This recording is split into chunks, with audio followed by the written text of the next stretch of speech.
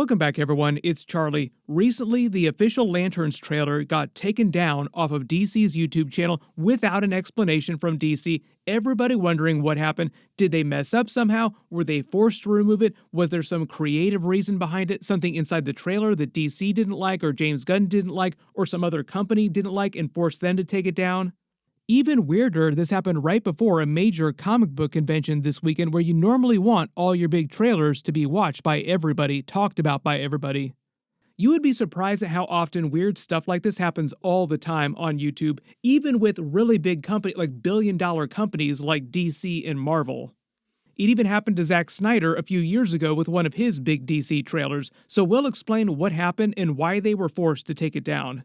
We also just got done with CCXP Comic-Con. There was a ton of DC footage they showed off, mostly focused on the Supergirl movie, like they showed off 15 minutes of that, but the Clayface trailer was the other big thing. I've already done a larger video for that, so I'll post a link for it at the end of this. We'll see if they release any of that 15 minutes of Supergirl footage. But the whole reason why Lanterns is in the news is not for good reasons. It's because YouTube gave a copyright strike to the Lanterns trailer video on DC's official channel. How does that happen? Why would they copyright strike the official version of the trailer on the company that actually owns the material? Usually when you hear about YouTube copyright striking people's videos, it's regular YouTubers like me or you or anybody else on the platform just posting their own regular videos.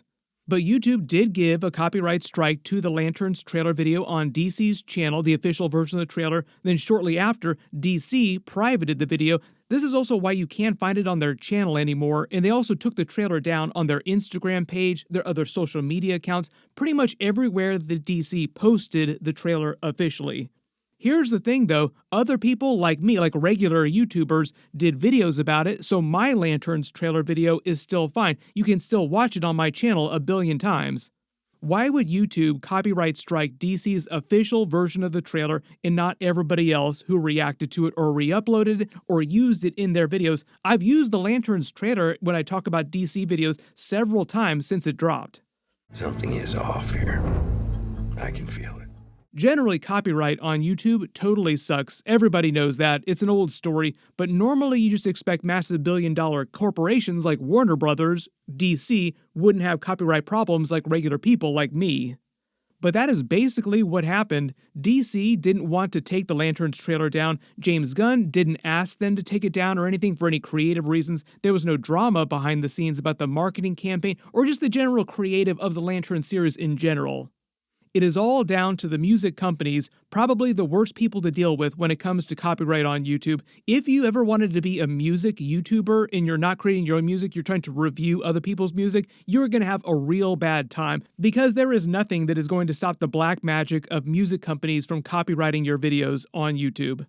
And the funny thing is, too, the solution to that would be just to create your own copyright-free music, but a lot of people will often try to claim that, too, as their own, even if you create it yourself. It is an absolute nightmare. It is one of the reasons why I don't often use a lot of music in my videos, just avoid the problem entirely.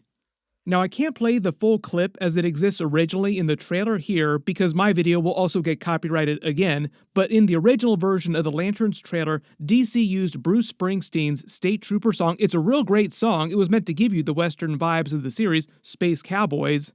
But like I said, major labels are all over licensed music like that, like real big music on YouTube like a hawk. The minute that you even think about using anybody else's songs in your video, they will get copyrighted. And usually what happens is a music company will just claim all the revenue that you would have earned on your video, but the video itself will still be viewable, like anybody around the world could still watch the video. Or in some cases, as was the case with the DC and the Lanterns trailer video, the music company, Sony Music in this case, who owns the rights to Bruce Springsteen's music, had their copyright policy set to block Bruce Springsteen's music in some countries, so when it was found in the Lanterns trailer, boom, they blocked the Lanterns trailer in a couple different companies around the world. This is why a couple of days ago, some people claimed that they couldn't see the Lanterns trailer in their country, but at the same time, other people in other countries could still see it and watch it just fine. Thus, DC found themselves in a copyright nightmare of music. After their video got copyright struck, they fully privated the video so that nobody anywhere could see it, and why you can't find it on their page now, and are probably in the middle of working out whatever music rights licensing nightmare that they messed with in the first place.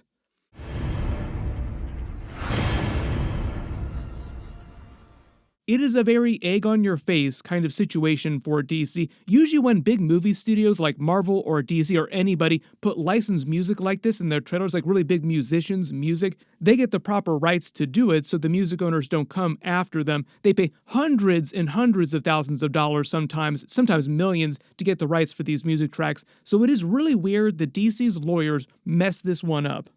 They will probably work out a deal with Sony for the music rights, probably have to pay them a giant extra chunk of change, then unprivate the trailer video at some point, or maybe they never fix the issue and just repost a new totally different trailer to replace it. Longtime DC fans, Zack Snyder fans, will remember the exact same thing happened to Zack Snyder a few years ago when DC released the Justice League Snyder Cut trailer. It did gangbusters performance, everybody went crazy. I think that even the video that I made about it did over like 1 million views, like everybody was going crazy. But a couple days after DC posted that Justice League Snyder Cut trailer, the music company's copyright struck their video and they had to take it down briefly. They worked out the rights issues, then a little while later they made the trailer public again, but there was like a stretch of time where the Snyder Cut trailer just did not exist on their channel. It was just totally weird. This is why I'm kind of expecting the same thing to happen with the Lanterns trailer. They did confirm the episodes start in August after Supergirl, but before Clayface starts. So it's part of the DCU. It's meant to be canon to Supergirl, Clayface, Superman, Man of Tomorrow, all the other DC movies. I know people are wondering about Clayface because it's like the brand new thing, but James Gunn said that it's meant to be a prequel and take place long before the events of the Superman movie. So it is canon to everything else, but it's meant to be more self-contained, so we'll probably see Easter eggs for things coming in the future, in the distant future, in the way they say like the first Captain America movie is canon to the MCU, but it took place in the 1940s, long before a lot of the present-day Avengers were around.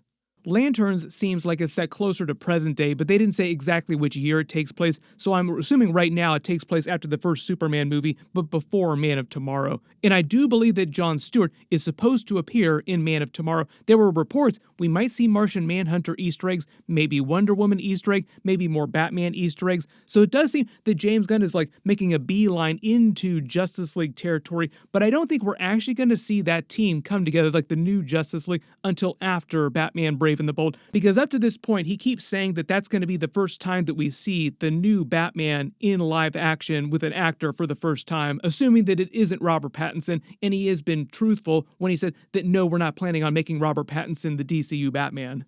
And it kind of seems like Batman Brave and the Bold is still a couple years away. Well, we're waiting. This also raises all kinds of questions about what's going to happen with Hal Jordan because they released a recent official promo and it was very Highlander-esque. There can be only one can wear the ring, which doesn't really seem like traditional Green Lantern lore. In the comics, Hal Jordan and Jon Stewart wear completely different lantern rings, but on the series, they're making it seem like Jon Stewart is going to eventually wear Hal Jordan's ring. And there are only a couple ways that can happen. One, if Hal Jordan were to die and the ring then chose Jon Stewart, or if he broke bad, like something real bad happened to him and then the ring left him. One of the best examples of that latter reason, something bad happening to him and the ring leaving him, would be Sinestro leaving the Green Lantern Corps and starting the Sinestro Corps with his yellow lantern ring. We will also be seeing Sinestro in live action during the Lantern series, presumably in flashbacks, maybe also in present day too. We will see. I don't know if he started the Sinestro Corps Lantern by present day though, but he's being played by Yorick Thompson from Banshee, who was fantastic on that series. You also probably remember starred Anthony Starr, who would make an amazing Reverse Flash too. Anytime people think of Reverse Flash in the DCU, you always see his picture come up. It kind of seems like we are light years away from seeing a version of the Flash inside the DCU, but hopefully we'll see some Easter eggs in returning characters. Like, would love to see Grant Gustin come back and play a version of one of the Flashes if they want to make him the DCU Jake Garrick, or another version of the Flash, because they're kind of making it seem like Wally West will be the main Justice League Flash, and that would mean that Barry Allen is like an older Flash in the DCU. When it comes to stuff like that, James Gunn said that he's just waiting a beat to give time for the Flash movie that we just saw a little while ago to go fallow. Like, it just happened so recently that he wants to let the dust settle on that, along with Wonder Woman. But I know a lot of people are asking about Adria Ronha as a version of Wonder Woman because reportedly she was announced as being cast for Maxima, who is a comic book character from the Superman comics and is supposed to be in the movie. But a lot of people are wondering if that's just a smokescreen for Wonder Woman and she'll be Wonder Woman when she shows up in the movie. We will see about that. Most of the hype for her as DCU Wonder Woman is coming from conversations last year where people were asking the two of them separately, James Gunn and her, whether or not she would want to be Wonder Woman and whether or not James Gunn would like her as the new Wonder Woman. And he basically gave the best maybe answer that he could. And she was like, oh, of course, I would love to be Wonder Woman of the DCU. Saying that that's because he wants you to play Wonder Woman. I love James Gunn. He gave me my first movie ever. But now that we're getting a couple years deep into the DCU, you're starting to hear more about these big A-list Justice League characters showing up eventually that initially he was waiting on. Like, a couple years have gone by, ... So now is the time for them to start showing up. So everybody let me know who all your theories are for all the new Justice League actors that they have not cast yet officially, or that we know about officially yet.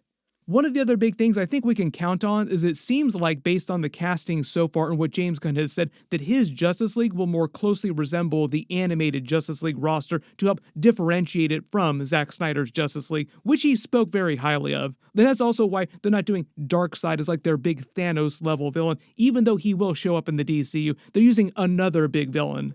We will probably learn more about that, more teasers during Man of Tomorrow after they deal with Brainiac, or however they deal with him.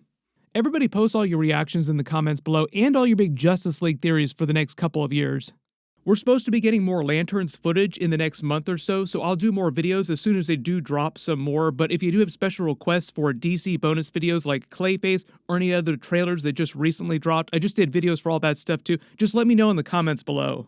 HBO is also dropping a big House of the Dragon Season 3 trailer. That will be my next big video, so be sure to enable alerts for my channel so you don't miss that. Everybody click here for that video. I'll update the link as soon as I post it, and click here for my big Clayface trailer video too. Thank you so much for watching, and I'll see you guys in the next one.